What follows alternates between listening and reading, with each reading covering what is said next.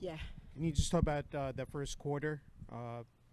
Lisa Thompson, 7 points in that quarter, down 25-19 after the first there. Yeah. Well, I thought we came out and played the way we wanted to play in terms of we wanted to put the pressure on them. The first quarter was pretty good. Lisa, got into her mid-range game, got into her pull-up game. Destiny getting in foul trouble is significant for us. And, we don't have her the whole second quarter, but, when we're out there and we're fresh and, we're pushing tempo and playing the way that we want to play. Regardless of the outcome, as we're building this program, we're going to play the style of basketball that our fans can expect to play, our players can get used to playing, and as we get more experience, we'll be on the other end of some of these outcomes. Coach, obviously a special atmosphere in the building tonight. I'm just curious from your perspective what it was like to coach in this game, and also if you talk to the players about, someday making this more common here. Oh, absolutely. We talked to the team before the game, and this is why you come to Rutgers, right? This is why I would leave my alma mater as a coach to come here, is to be in these moments and to be in this environment. There's not a lot of places that can do what we did tonight in terms of fill a building, have the energy, have the celebrity role, so to speak, and having people want to be a part of this. So as we continue to work on building our culture and building our program, this is the type of atmosphere that we're going to expect to have regularly. So it was great for our players to see it and experience, especially our young players, our freshmen, Lisa, Jill. For those young players to be here and experience that tonight, it just gets them excited about the future of Rutgers women's basketball. Coach, talk about the challenge going up against a player as good as Caitlin and also a team as good as Iowa, and what you can take from that as far as building your program and saying, hey, look, maybe we're not there yet, but these are the positive steps we can take to get closer to that level. Absolutely. I think one of the things that makes Iowa such a dynamic team is the way that her Caitlin's teammates play with her and around her. It's pretty special when you have teammates who understand how to allow generational talent and incredible player to be herself and to make you better and to play within the framework that makes everybody at their best. And her teammates do a great job of that. Coach Bluter does a fantastic job of getting everybody to embrace and buy into their roles. And I think that more than anything in terms of style of play or anything like that is it's a great lesson in teamwork. And it's a great lesson in how together everybody, what team together everybody can achieve more. Because individually, those parts may not be able to sustain by themselves, but together, the way they play together, they are tough. They are really tough, and it's just, again, a really good testament on what teamwork and connection and playing and chemistry, playing together, how special that can be. Philadelphia Inquirer. Thinking about the defensive side, too, for your team, Iowa is certainly a known quantity. Every team in the Big Ten is a known quantity. There's ample film on everybody. But when you sit down with your players and try to scheme out what you want to do, can you take us a little bit inside that? And also whether the Michigan State game that Iowa played where Clark hit the buzzer beater and they dropped off for a beat, if that, and she nailed them, if that was a lesson to your players to say, this is the level you have to be at to. Well, I think the first thing, when you talk about defending Iowa, it's transition defense because they push the ball so fast. They run really hard. And then when you have Tom Brady at the point guard position who can, pinpoint passes, she made a couple of transition rim run passes that, were just, right there. you have that kind of quarterback on your team, it makes things that much more difficult. So you start with transition offense, and then all 5 players on the court, well, especially all their 4 perimeter players, do a really good job of getting downhill and attacking the basket, and they shoot the 3 ball so well that you have to guard. And so they do a great job of maximizing space. You know, they space you out, and then they attack gaps, and they're really good at attacking those gaps, and they're really good at finding each other. So, you know, it's a tough matchup, and you know, sometimes you just gotta hope that they're not making shots, and then you can take advantage of them missing, and you know, they didn't miss a whole lot tonight. Hey, Coach. Tonight it appeared throughout the game you guys weren't too happy with some of the calls, including yourself a little bit. Destiny, again, you mentioned getting 3 in the first half. How did that specifically affect the rotations and just the overall game? Yeah, well, Destiny is important. She's a really important piece to what we do. You know, she gives us the opportunity to have a balanced attack on inside, outside. So her getting in foul trouble, she's, you know, one of our toughest defenders. She's one of our better rebounders. So when you don't have her on the floor for, you know, a quarter of the game or more, that's a big presence that's missed. You know, she also gets our transition game going because she rebounds and she runs and she can push the ball. So that's a big part of you know, what we're missing. And so we've got to learn how to, when we get you know, 1 or 2 fouls, we've got to learn how to adjust our intensity, and the other thing is we've got to get better with our defensive foundation, you know, containing the ball, not reaching in and getting some of the, you know, the reach in fouls. At the same time, Iowa plays at such a fast pace offensively that, you know, when you've got a lot of young players or young guards out there, you know, it's they got to go through it. You know, they have to go through it and understand how fast the rotations and how fast things happen. Coach, 51 rebounds for Iowa. What do you think went wrong for your team on the boards tonight? We missed a lot of shots, so they had an opportunity to get a lot of rebounds. So, I mean, I think the offensive rebounds weren't very far. I think they had 12 to our 9 or something like that. But, you know, we missed a lot of shots, and they were able to get a lot of defensive rebounds. And that's where that disparity comes from. Hi, Coach. Just curious what it means to have Coach Stringer here tonight, and also if you can speak to the impact she had on women's college basketball as a whole. Yeah, Coach Stringer is, you know, definitely, you know, a legend in our game. Her perseverance, you know, with the breadth of her career and all that she has accomplished, from, you know, taking 3 different teams to the Final Four and being a trailblazer as a woman, but also being a trailblazer as a black woman in this profession, you know, definitely is something that I appreciate and I look at often because, you know, her picture is in our practice gym, so I see her every day.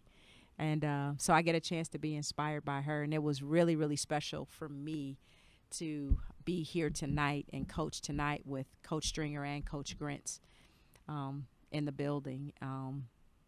You know, they mean so much to this program, and both of them have been friends and mentors for me throughout my career. So it was a special moment for me to be able to coach in this environment on this day with both of them in the building, cheering our program on and cheering me on. So it was a special day for me personally.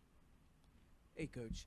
You've talked tonight about growth, building the program. Yeah. I mean, you know your team better than anyone else. What areas throughout the season do you think you've seen the most growth and improvement out of your team, and where would you like to see them keep growing and improving? Well, I'd like to see us keep growing from a consistency standpoint, but I am happy to see us playing the pace that we want to play.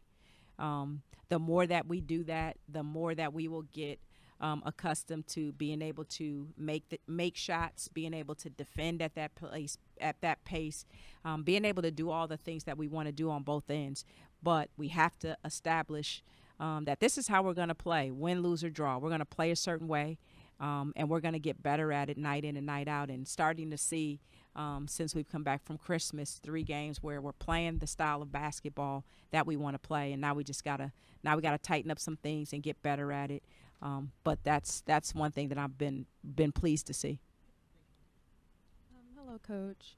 Hi. Tonight while on offense. Can you speak up a little bit, please? Yes, tonight while on offense, it seemed as though there was more like thinking involved when I'm usually used to witnessing more of like a seamless effort amongst the team. Was anything that was different for tonight? I think it was the pace that we were playing at.